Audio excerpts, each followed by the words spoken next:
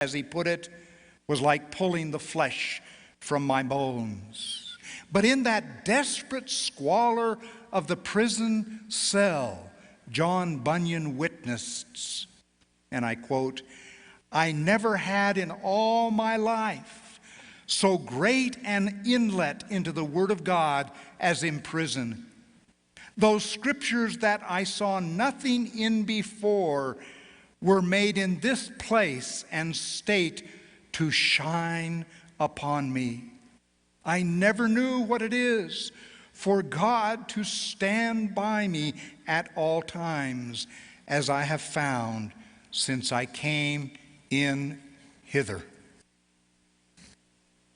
Now, there are zillions of ways that the Bible breaks into our hearts and into our minds, welcoming us into God's Zoe life. But for tonight, let me just mention two. Story, first of all. You see, the Bible is chock full of stories of people living this with God kind of life. Story after story after story. Story is God's way of fleshing out the with God life in the rough and tumble of real life situations. I mean, this is the reality show of all reality shows. Believe me, reality TV is a pale imitation of these stories, and we, if we will, can be drawn irresistibly into these stories so that they become all over autobiographic of us. We read of Abraham trudging up Mount Moriah, struggling with the decision to sacrifice Isaac. And God is speaking to us too about the surrender of our most priceless possession. A surrender that will change the meaning of the words my and mine forever. We meditate on the angelic encounter with Mary, and we too are invited to respond to the divine call with the overwhelming word of obedience. Behold, I'm the servant of the Lord.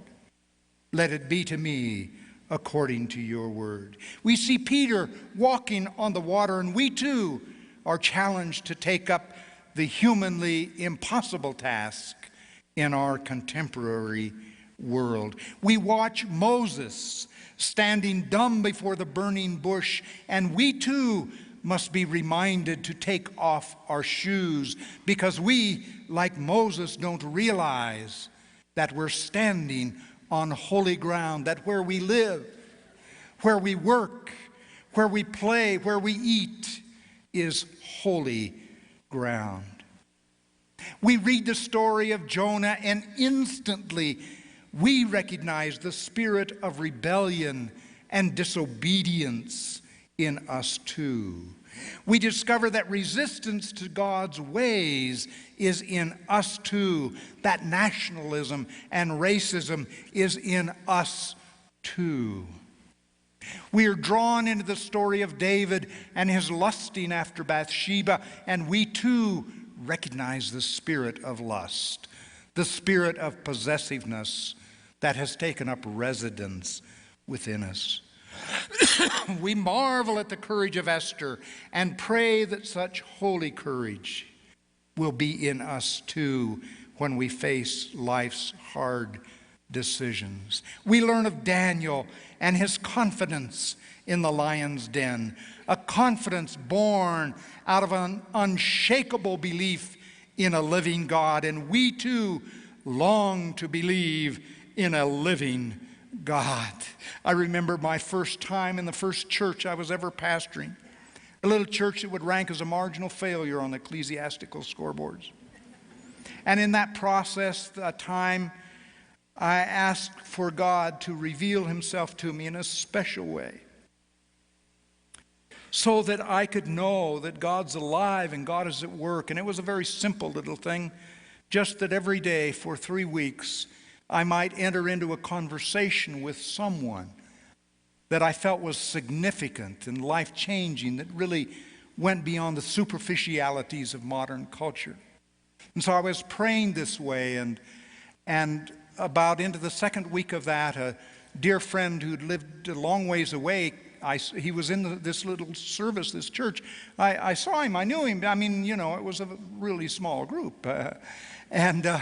He came up to me and he said he had a word for me from the Lord. Now, there's only about a handful of people that I would trust with that kind of language.